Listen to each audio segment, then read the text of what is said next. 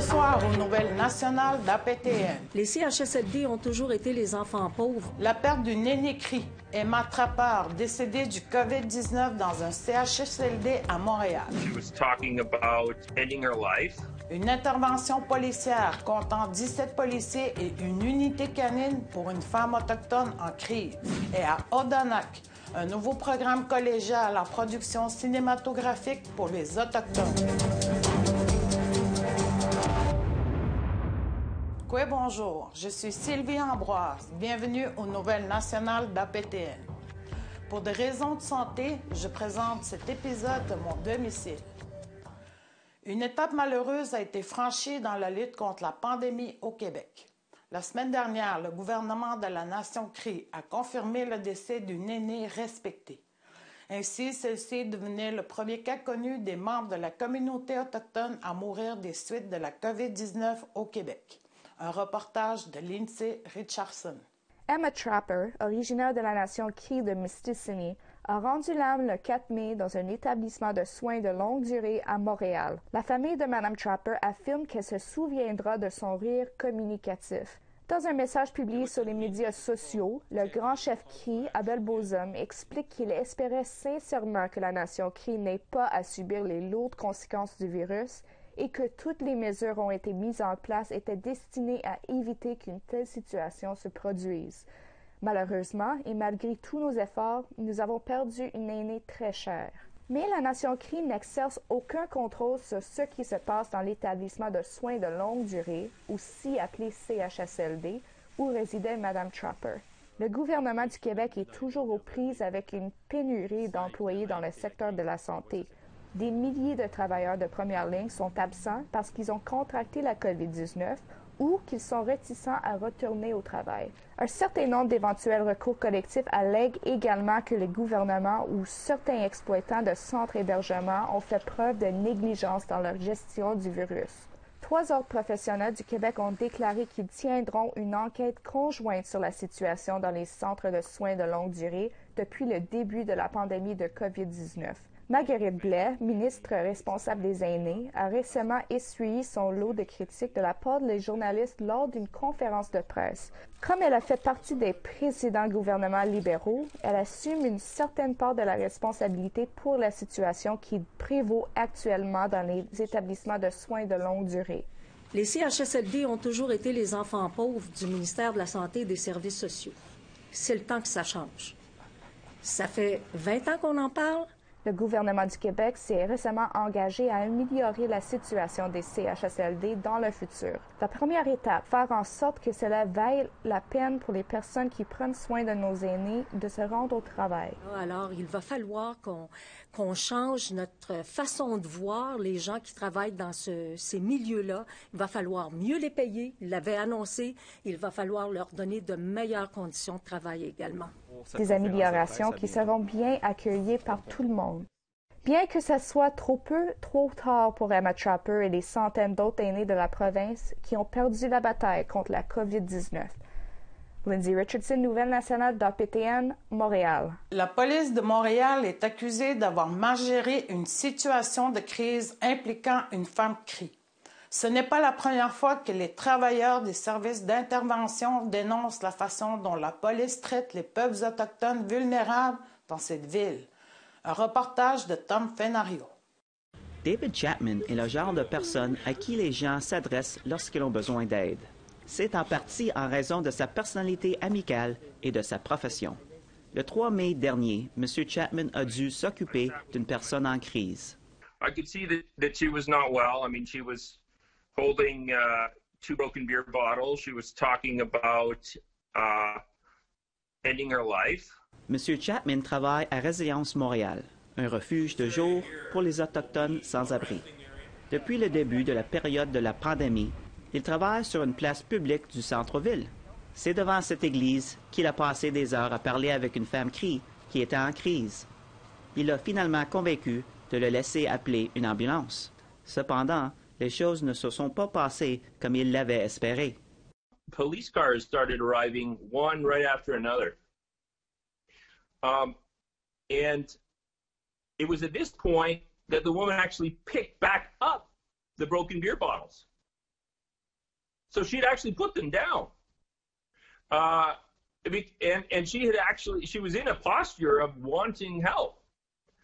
But when all the cars started coming, and they just came one right after another, 1, 2, 3, 4, 5, 6, 7, they just kept coming. Des témoins ont révélé avoir compté au total 17 policiers, en plus d'une unité canine. The dogs, I don't know what they were thinking there. I'd love to find out why they thought they needed dogs. A woman is in crisis. A woman, is at the edge, and you send 17 police. So it is overkill. Madame Nagussette est la directrice du refuge pour femmes autochtones du Montréal, où demeure actuellement la femme en crise. Madame Nagussette a déposé une plainte auprès de la police de la ville au sujet de la gestion de l'incident. La police a refusé d'être interrogée sur cette histoire et a déclaré qu'elle était au courant de l'incident et qu'elle se penchait sur cette affaire. Okay, I've heard that before. We're still waiting for them to, look into Mina's incident. Madame Nagussette réfère à Mena Akuliak, la femme qui a disparu pendant près d'une semaine après avoir été libérée au milieu de la nuit dans une partie industrielle de la ville, sans escorte. C'était en 2018. Pour sa part, M. Chapman a expliqué qu'une certaine présence policière est nécessaire pour les interventions de crise. Il a ajouté que personne n'a été blessé, qu'une ambulance a fini par arriver et qu'un agent a fait un effort pour négocier avec la femme. M. Chapman affirme qu'il pense encore à ce qui aurait pu se produire s'il n'avait pas été là. To see a commitment from the police about what the actual change of protocol will be, and then some proof that those changes are actually being made. Si vous ou quelqu'un que vous connaissez avait des pensées suicidaires, composez l'un ou l'autre des numéros apparaissant à l'écran. Un reportage de Tom Fenario, les Nouvelles nationales d'APTN, Montréal. Le premier ministre a récemment annoncé un financement supplémentaire de 240 millions de dollars en soutien en matière de santé mentale dans le cadre de la pandémie du COVID-19.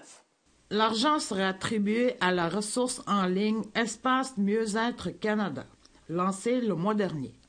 Pour les personnes qui sont en crise et qui ont besoin d'un soutien immédiat, les jeunes peuvent texter le mot « mieux » à 686868. Les adultes peuvent texter le mot « mieux » à 741741.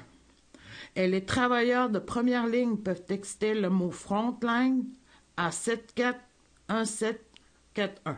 Vous pouvez également vous inscrire en ligne au portail Espace Mieux-être à l'adresse suivante: ca.portal.gs.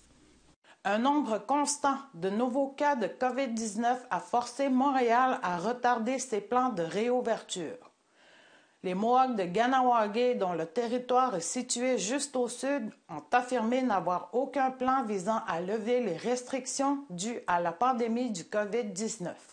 Les Peacekeepers de Kahnawake ont émis des dizaines de milliers de dollars en amende aux non-résidents circulant dans la collectivité, et ce, en quelques semaines seulement. Leur groupe de travail de la COVID-19 déclare que les magasins resteront fermés aux non-résidents et que des contraventions continueront d'être données. Malgré le plan de la province visant à réouvrir graduellement les écoles et les entreprises, le risque, disent-ils, est encore trop élevé. Voici une carte des nations du Québec où il y a eu des cas de COVID-19 positifs.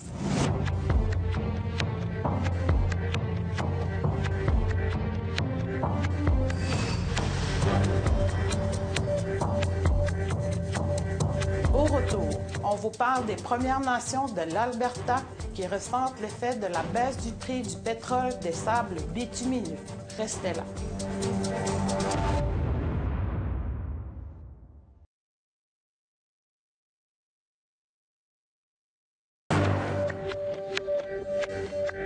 Bienvenue aux Nouvelles nationales d'APTN. Les Premières Nations de l'Alberta ressentent les effets de la baisse des prix du pétrole extrait des sables bitumineux. Comme l'explique Chris Stewart, les mises à pied et les réductions budgétaires feront partie de leur réalité dans un avenir prévisible. Jim Boucher est un ancien chef des terres visées par le traité numéro 8 en Alberta et un propriétaire d'entreprise. Il soutient que la récente chute significative des prix du pétrole canadien entretiendra d'importantes mises à pied pour les travailleurs et que bon nombre d'entre eux sont des Autochtones dont les employeurs sont d'autres Autochtones propriétaires d'entreprises. It's going to happen for a while, and I think things are going to get tough, and a lot of people are going to be put out of work. I think, the companies have to really reduce their operating costs. They got to think long term rather than short term, and we have to stay in the game. Vern Janvier est le chef de la Première Nation Chipewyan des Prairies. Il révèle que les recettes pétrolières de sa nation ont considérablement diminué depuis le début de la baisse des prix du pétrole. We've been seeing the oil market probably since 2013 slowly degrading. The amount of work, the business, and slowly going down. We used to do $200 million worth of work a year. We're probably down to about 40 million right now. Une baisse des revenus signifie qu'il y aura moins d'emplois et moins d'argent pour la bande. 5 years ago, I think our budget was 15 million a year. We're down to 7 million now, so we're going to cut that probably down to about 5.5 million now, right? M. Boucher estime que beaucoup d'entreprises vont faire faillite. La réduction de la main-d'œuvre est la seule façon pour les entreprises de passer à travers cette situation. There will be survival, but it's not going to be the same as what it was, say, 2018 or 2019. Things are going to change very dramatically, and it's survival mode right now, and the healthy will survive. Un reportage de Chris Stewart, Nouvelle nationale d'APTN, Edmonton. Les chefs héréditaires des Wet'suwet'en ont récemment annoncé qu'ils ont conclu une entente avec le Canada sur les droits fonciers. Immédiatement après, les 5 Premières Nations élues des Wet'suwet'en ont déclaré ne pas avoir été consultées et qu'elles n'approuveraient en rien de cette entente. Les chefs héréditaires des Wet'suwet'en et le Canada devraient signer le document en matière de droits et de titres le 14 mai. L'accord pourrait mener à la fin du conflit sur le pipeline de gaz naturel de 670 km controversé que des parties intéressées veulent construire à travers le territoire Wet'suwet'en. Mais les chefs élus des Wet'suwet'en demandent au Canada de se retirer, affirmant qu'ils n'ont pas été consultés comme il se doit. Les chefs élus disent qu'ils n'ont eu qu'une seule réunion préliminaire sans consultation en bonne et due forme. Robert Skin, un élu au conseil de la Première Nation Skin-T, a dit qu'ils n'ont vu qu'un seul document incomplet pendant une réunion. We went over it really quick, and none of us that attended the meeting. We had chief and council up there. We had hereditary chiefs from our band, a few of our elders and some members. I think we were more confused after we left. Le Collège Kiuna, en collaboration avec Wapikani Mobile, ont annoncé un nouveau programme en cinéma autochtone qui sera offert dès l'automne 2020. Les inscriptions sont ouvertes. Voici un reportage que j'ai préparé pour vous. Ceci est l'un des films de la réalisatrice Innu, Jenny Bellefleur-Kaltouche. C'est grâce à ce film qu'elle a fait une carrière au cinéma. Maintenant, elle veut qu'il y ait plus d'Autochtones pour la rejoindre derrière la caméra. Monter une équipe exclusivement autochtone pour le cinéma, c'est impossible. Il y a pas de réalisateur, il n'y a pas assez de réalisateurs aussi, il n'y a pas d'équipe technique en arrière, les caméramans, les preneurs de son. Tu sais, c'est une grosse machine de faire un film aussi. Donc, je trouve que c'est vraiment une très bonne nouvelle et aussi, ça va permettre aussi de diversifier la collection de films autochtones qu'il y a. Bellefleur-Cartouche a obtenu de grandes opportunités grâce au Wapikani Mobile. Depuis 20 ans, Wapikani Mobile a créé des apprentis cinéastes grâce à son organisme. Il faut maintenant les former pour développer tout leur potentiel et ce, dans un environnement entièrement autochtone, ce que le Collège Kiuna offrira dès l'automne 2020.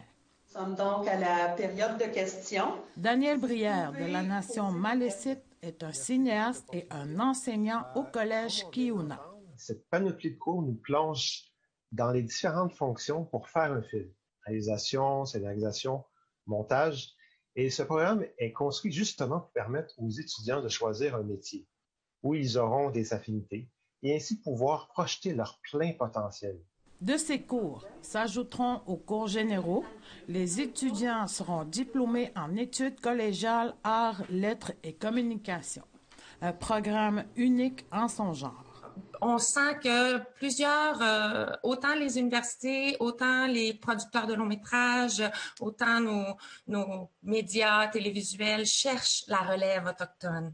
Alors, on le sait qu'il y a de la place dans l'industrie et dans le marché pour que les futurs étudiants puissent occuper cette industrie puis faire une place pour elle. Les débouchés seront nombreux avec un très haut placement avec des stages chez Wapikoni, à Radio-Canada, à APTN, l'ONF et même une activité avec le festival Présence autochtone est à l'ordre du jour.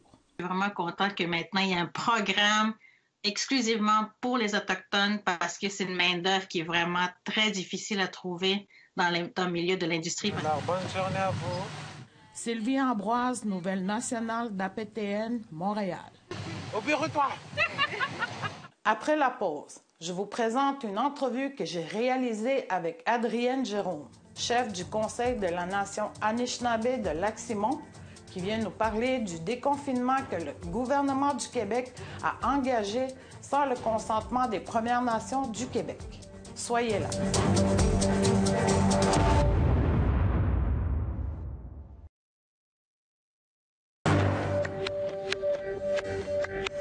Cette semaine, en entrevue, Adrienne Jérôme, chef du Conseil de la Nation Anishinaabe de Lac-Simon, qui vient nous parler de son désaccord du plan de déconfinement que prévoit le gouvernement du Québec. Oui, Adrienne Jérôme. Oui, Sylvie. Merci d'être avec nous. Ça me fait plaisir. Dans un communiqué diffusé par la PNQL dont il est question de déconfinement des régions, vous avez appuyé l'idée que le déconfinement actif des régions serait une mauvaise idée venant du gouvernement québécois pour les communautés autochtones et dont la vôtre. Pourquoi? Bien, premièrement, on vit beaucoup d'inquiétudes par rapport à ce virus. C'est comme quelqu'un qui est invisible, qui arrive chez vous sans crier gare, puis quand il va arriver, on ne le voit pas, puis c'est comme, on est tous dans le néant, même le gouvernement, les médecins, il y a plusieurs qui ne connaissent pas ce virus-là, mais à part de suivre les consignes sanitaires pour se protéger. Mais encore là, l'ouverture, la région, il avait baissé son quota de vraiment quasiment presque à zéro. On a eu comme 2 cas hier encore. Mais, moi, je trouve qu'il va y avoir une deuxième vague, puis on le sent, puis ça va être inévitable, puis on prépare la communauté à ça aussi. On essaie de déconfiner même partiellement la communauté. On va comme maintenir le contrôle à l'accès, on n'a pas le choix. Avec le déconfinement, aussitôt que ça va éclater, nous, on se reconfine immédiatement.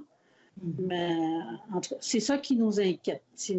On s'inquiète parce qu'il y a 35% de la communauté adulte qui ont des maladies chroniques, dont le diabète, l'hypertension. Il y en a qui ont des problèmes cardiaques, il y en a qui ont cancer, des fibromes pulmonaires, qui sont asthmatiques. On ne peut pas se permettre ça dans la communauté même.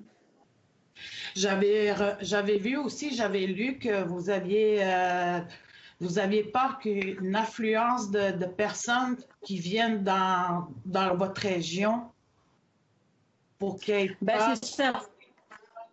Oui, bien, c'est certain. Ils vont venir, ça va être inévitable, vu que la CEPAC aussi va ouvrir, puis on a beaucoup de pourvoiries, on a beaucoup de lacs.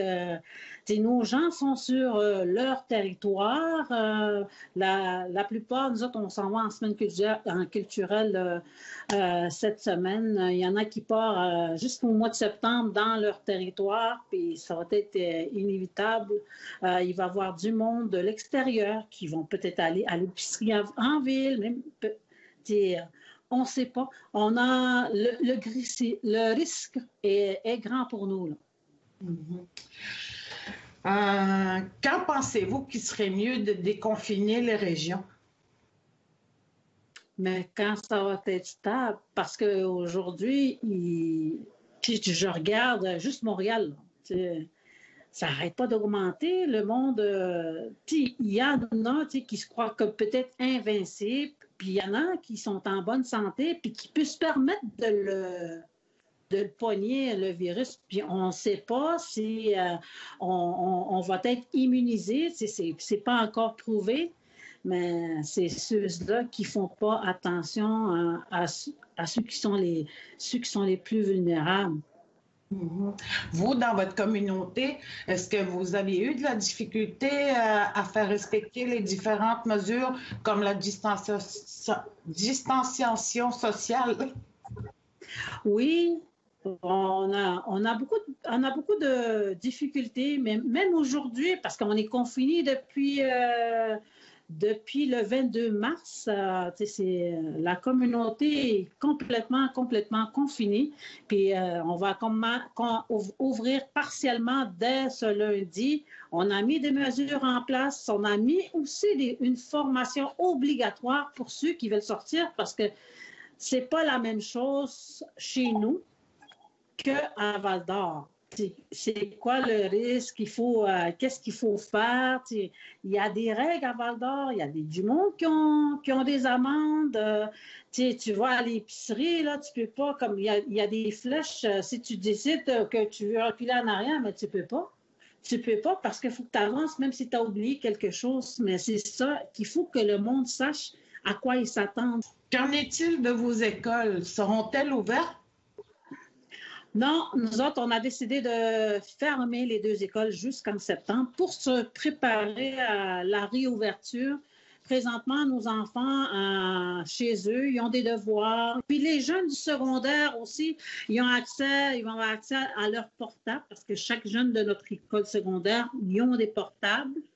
Puis ça va être par, comme ça, la vidéo qu'on fait. Vidéo, là, que l'école, il va continuer. On essaie de mettre des choses en place. Puis aux personnes les plus démunies, aux personnes qui n'ont pas d'Internet, c'est de mettre l'Internet chez eux pour leurs enfants, pour qu'ils puissent continuer l'école à la maison. Je vais poser une dernière question. Tu parlais tantôt de la chasse. Qu'avez-vous fait avec la chasse? L'avez-vous permis?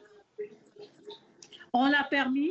L'occupation du territoire, c'est open. Le monde, ils peuvent aller dans leur territoire, ils peuvent aller chasser, ils peuvent aller pêcher, ils peuvent le faire, c'est illimité, en autant qu'il y ait dans leur territoire et non en ville. Ça, on permet, même qu'on aide, on aide les personnes à aller dans le bois qui partent, mettons, plus d'une semaine ou 2.